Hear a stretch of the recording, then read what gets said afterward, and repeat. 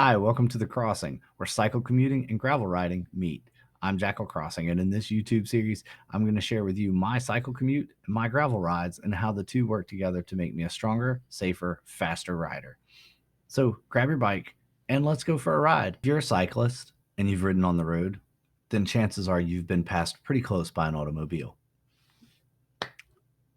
I was recently riding on my way to work and experienced one of these close pass scenarios. Now, every state has different rules and laws regarding how much room an automobile has to provide for a cyclist on a roadway. And in some cases, they even have rules and laws that dictate where cyclists can ride in the roadway. A lot of these rules and laws vary state to state. So I encourage you to check your local region, state, and municipality for the exact laws for your area. I'd like to take some time to go through a video that I have from a recent close pass. This was one of the closest passes I've ever had, and it was an extremely dangerous move for the motorists to make. Not only did they endanger my life, they endangered their own and the lives of other motorists on the roadway. Let's dive in and take a look at the video, see what the driver did, what he could have done differently, and how much time did he actually save. We're just starting off from an intersection. The traffic light had just turned green. The car was behind me. There was another vehicle in the left lane. Here I cross the intersection, and I am in the center of the lane. The white vehicle passes me. You can see close, but in a minute, I'll show you exactly how close he got. Let's look at that one more time.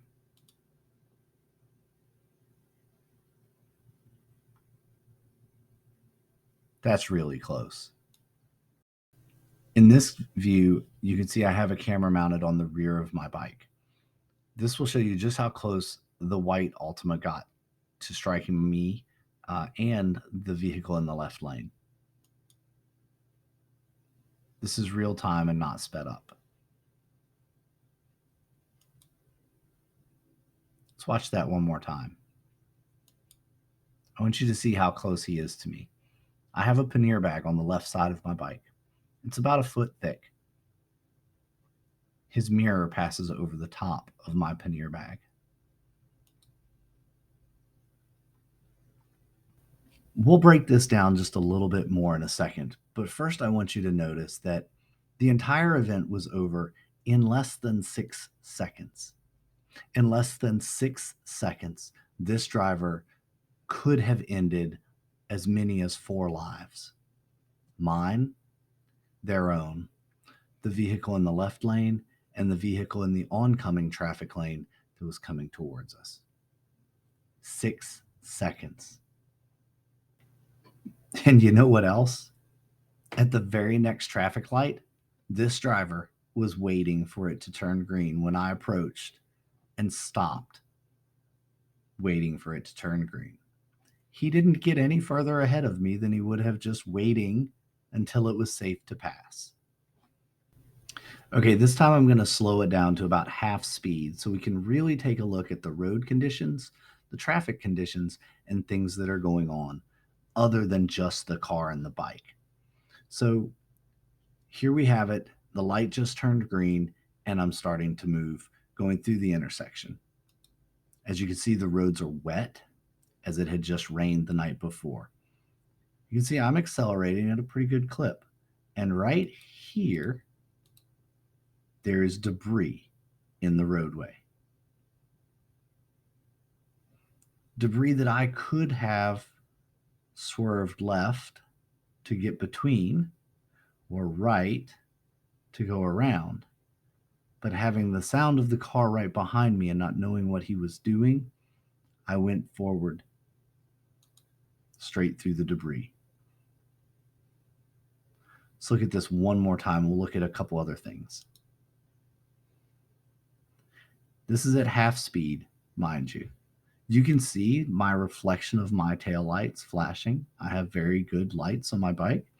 So it's not really an argument that the driver couldn't see me. I wear high-vis clothing and I have lots of lights on my bike. There you saw my camera jump a little bit. That's where I impacted the debris. Normally, I would have swerved around it, but I had just done a head check back and saw that the car was starting its turn. I didn't dare swerve, or else I would have been on its hood.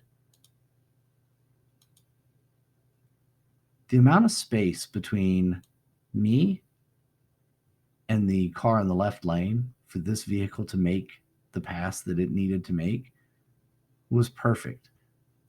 But had he waited, there was much more space behind that vehicle.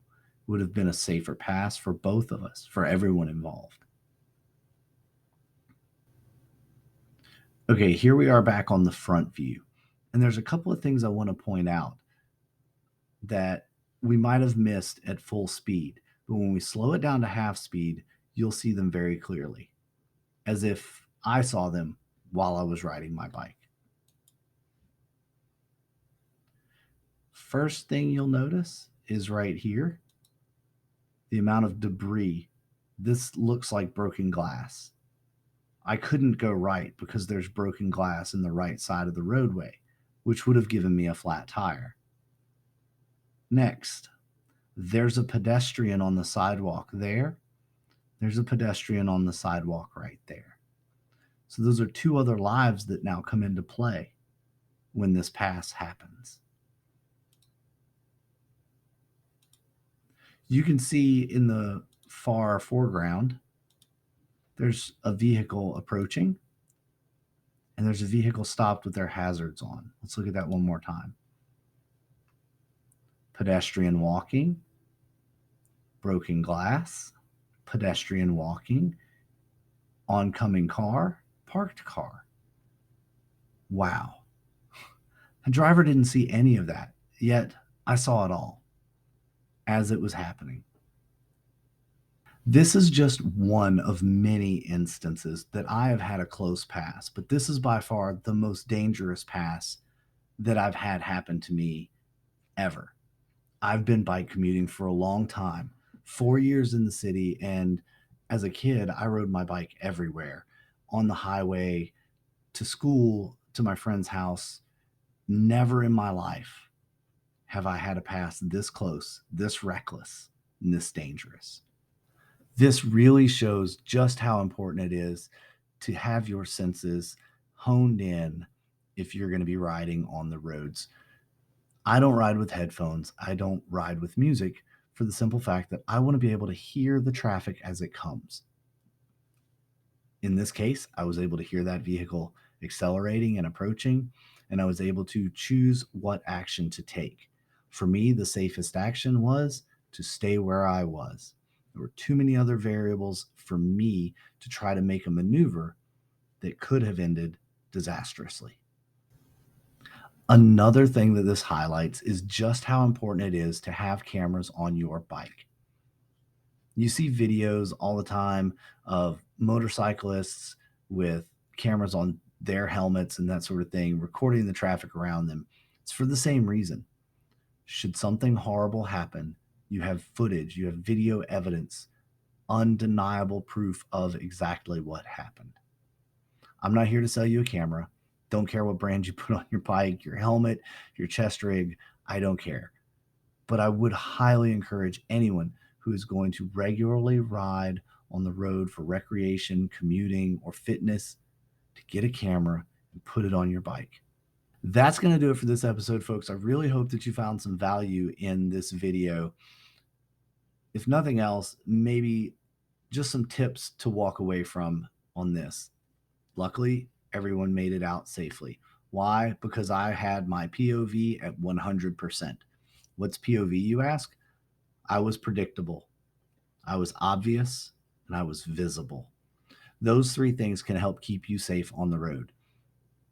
So make sure that when you're out there riding, you are predictable, you are obvious, and you are visible.